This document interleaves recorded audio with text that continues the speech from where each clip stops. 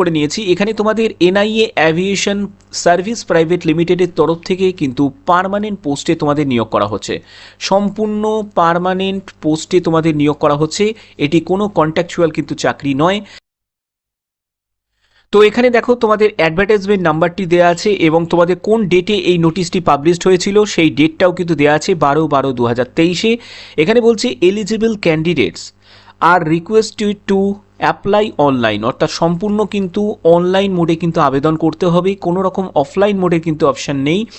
এখানে আবেদন করতে গেলে তোমাদের এই যে ওয়েবসাইটটা দেখতে পাচ্ছ এই ওয়েবসাইটে তোমাদের ভিজিট করতে হবে।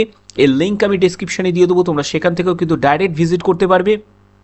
এখানে বলছে যে আবেদন করতে গেলে প্রথমে তোমাদের কি করতে হবে, রেজিস্ট্রেশন করতে হবে। এই রেজিস্ট্রেশন করতে গেলে অবশ্যই তোমাদের একটি ভ্যালিড মেল আইডি এবং তোমাদের ভ্যালিড মোবাইল নাম্বার কিন্তু ইনপুট করতে হবে। একটি কথা মনে রাখবে, এখানে যখন পরীক্ষা হবে পরীক্ষার জন্য অ্যাডমিট কার্ড থেকে শুরু করে যাবতীয় তথ্য তোমরা কিন্তু এই মেল আইডি বা মোবাইল নাম্বারের মাধ্যমে কিন্তু জানতে পারবে, অর্থাৎ SMS এর মাধ্যমে কিন্তু তোমাদের জানিয়ে দেওয়া হবে। তার জন্য এটি যখন তোমরা ইনপুট করবে সঠিক ইনপুট করার চেষ্টা করবে, ঠিক আছে। তো তোমাদের যে পোস্টে নিয়োগ করা হচ্ছে সেই পোস্টটি হচ্ছে কাস্টমার সার্ভিস অ্যাসোসিয়েটেড পোস্টে তোমাদের নিয়োগ করা হচ্ছে। এখানে তোমাদের এডুকেশন কোয়ালিফিকেশন যেটি প্রয়োজন সেটি হচ্ছে উচ্চ মাধ্যমিক পাস। তোমরা যে কোনো শাখায় উচ্চ মাধ্যমিক পাস হলেই আবেদন করতে পারবে। তোমাদের যে পার্সেন্টেজ অফ মার্কসই থাকুক না কেন, পাস মার্ক হলেই কিন্তু থাকবে, আবেদন করা যাবে। তো এখানে তোমাদের টোটাল যে ভ্যাকেন্সি আছে সেই টোটাল ভ্যাকেন্সি হচ্ছে 1284টি মতো টোটাল ভ্যাকেন্সিতে তোমাদের নিয়োগ করা হচ্ছে। এখানে তোমাদের ইম্পর্টেন্ট ডেটস দেখো, ইম্পর্টেন্ট ডেটস যেটি আছে অনলাইন অ্যাপ্লিকেশন সেটি স্টার্ট ডেট হচ্ছে 12ই ডিসেম্বর 2023 থেকে তোমাদের শুরু হয়েছে। অনলাইন অ্যাপ্লিকেশন এন্ড ডেট সেটি হচ্ছে 31শে মার্চ 2024 হচ্ছে তোমাদের last date. Last date of deposit exam fees, আবেদন মূল্য জমা দেওয়ার তোমাদের লাস্ট ডেট হচ্ছে 10ই এপ্রিল 2024। টেন্টেটিভ এক্সামিনেশন ডেট সেটি হচ্ছে কামিং সুন, অর্থাৎ খুব শীঘ্রই কিন্তু তোমাদের প্রকাশিত করা হবে যে কবে তোমাদের পরীক্ষাটি হবে, ঠিক আছে।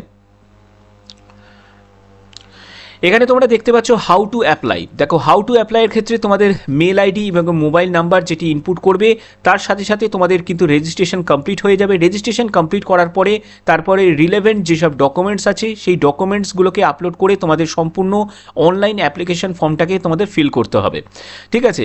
এর জন্য তোমাদের যে এই ওয়েবসাইটটা দেখতে পাচ্ছ niaaviationservice.com, তো এখানে কিন্তু তোমাদের ভিজিট করতে হবে। এখানেই জাস্ট অ্যাপ্লাই নাও বলে একটি জায়গা পাবে যেখানে ক্লিক করে তোমাদের কিন্তু সব কিছু কিন্তু কমপ্লিট করতে হবে, ঠিক আছে।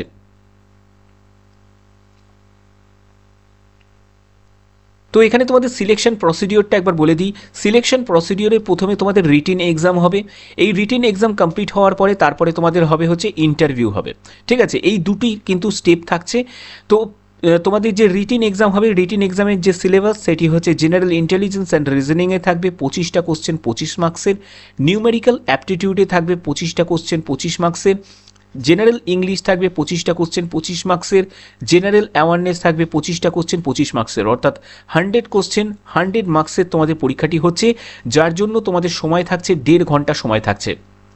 এর জন্য কিন্তু নেগেটিভ মার্কিং অবশ্যই থাকবে, 1/4 কিন্তু নেগেটিভ মার্কিং আছে, যেখানে 4টে ভুল হলে প্রাপ্ত নম্বর থেকে 1 নম্বর কিন্তু তোমাদের কাটা যাবে, ঠিক আছে। অর্থাৎ এই ব্যাপারে কিন্তু তোমাদের মাথায় রাখতে হবে যে নেগেটিভ মার্কিংও কিন্তু আছে। তো এখানে তোমাদের সিলেবাসের ডিটেলসটা কিন্তু দেওয়া আছে কোন কোন চ্যাপ্টার থেকে তোমাদের পড়তে হবে। তো এখানে যে পেপারের যে ল্যাঙ্গুয়েজ দেখো ইংলিশ আর হিন্দি এই দুটো ল্যাঙ্গুয়েজই কিন্তু তোমরা পাবে। আর এক্সাম সেন্টার রিলেটেড তোমাদের অনেকেরই কোয়ারি থাকে যে স্যার এক্সাম সেন্টারটা কোথায় হবে। তো এক্সাম সেন্টার কিন্তু তোমরা যারা যারা আমার ভিডিও ত্রিপুরা থেকে দেখো 26 নম্বরের ত্রিপুরা থেকে তাদের আগরতলাতে এক্সাম সেন্টার পেয়ে যাবে। আর 29 নম্বরে দেখো ওয়েস্ট বেঙ্গল, তো এখানে হুগলি, কল্যাণী, কলকাতা এই সব জায়গায় কিন্তু এক্সাম সেন্টার পেয়ে যাবে, ঠিক আছে। তো দেখো এখানে মোড অফ সিলেকশনের ব্যাপারটা কিন্তু বলা আছে, যেখানে তোমাদের রিটিন টেস্ট তারপরে ইন্টারভিউ হচ্ছে। তো তোমাদের অনেকের প্রশ্ন থাকতে পারে যে স্যার ইন্টারভিউটা আমি কোথায় আমাদের পড়বে। তো দেখো ইন্টারভিউ যেরকম এক্সাম সেন্টার যেরকম তোমাদের এই স্টেট ওয়াইজ যেরকম লোকেশানে যেরকম দিয়ে দিয়েছে ঠিক তেমনি এখানেও ইন্টারভিউও কিন্তু সেরকম পড়তে পারে। তবে যখনই যা ডিসিশন হবে সেগুলো কিন্তু তোমাদের মেল, যেটা বললাম মেল আইডি এবং যে মোবাইল নাম্বার সেটি কিন্তু একদম ভ্যালিড ইনপুট করবে, সেখানেই কিন্তু তোমাদের জানিয়ে দেওয়া হবে, ঠিক আছে।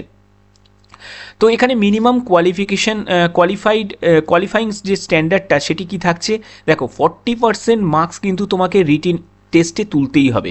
এই 40% মার্কস তুমি পেলে তাহলেই কিন্তু তুমি ইন্টারভিউতে ডাক পাবে, না হলে কিন্তু ইন্টারভিউতে তুমি ডাক পাবে না।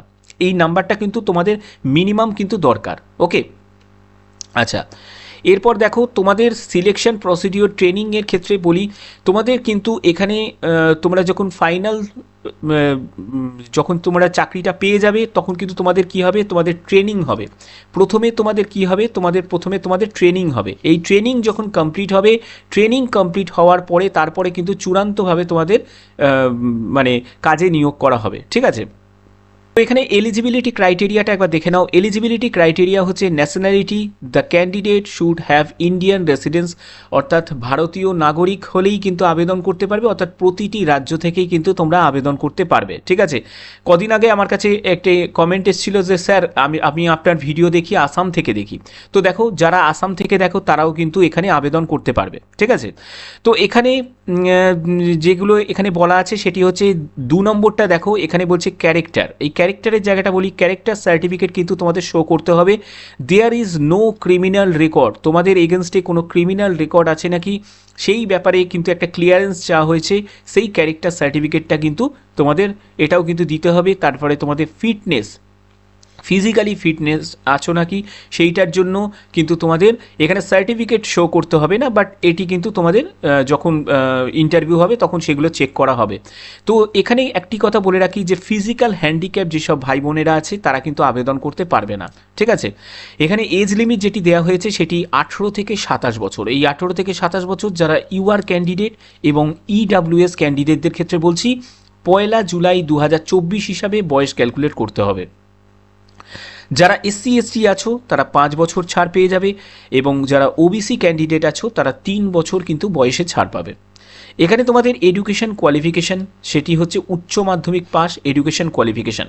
আরেকটি কথা তোমাদের বলে রাখি যে এটা কিন্তু অনেকেই কিন্তু ক্লিয়ার করে দেয় না, যারা মাধ্যমিক পাস করেছো সঙ্গে যাদের ডিপ্লোমা করা আছে, ডিপ্লোমা মিন্স তোমরা যদি পলিটেকনিক ডিপ্লোমা করে থাকো তারাও কিন্তু আবেদন করতে পারবে, কারণ মাধ্যমিক সঙ্গে পলিটেকনিক হচ্ছে ইকুইভ্যালেন্ট অফ উচ্চ মাধ্যমিক। ঠিক আছে, উচ্চ মাধ্যমিকের সমতুল্য হিসাবেই কিন্তু ধরা হয়।